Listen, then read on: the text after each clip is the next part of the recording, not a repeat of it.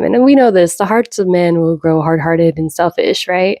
And as people become more selfish and less caring, it seems like a burden for those that are followers of Christ to continue to love and to be forgiving. But, Jesus says that, you're supposed to forgive like 70 times seven, like more than what you think.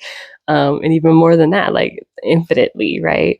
And of course, it's from the heart, to which we need the Holy Spirit for that, right?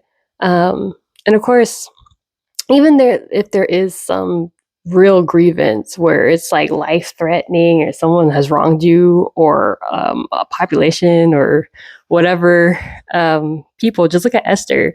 Like the way she dealt with that, her and Mordecai, they knew that God was sovereign, right? And that at the end of the day, everything that they do will come to light, right?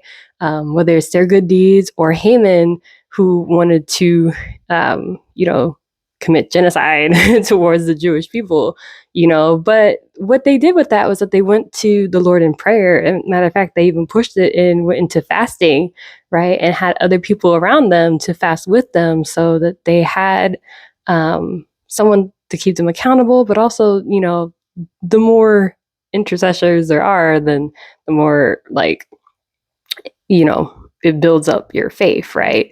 I know a lot of people think like, oh, the more people, then like God hears you regardless. It's just more of like it builds up your faith to have someone else that also is like lockstep with you, right? Like iron sharpens iron. So essentially, this is why Jesus says that like we should pray for our enemies, right, and go the extra mile.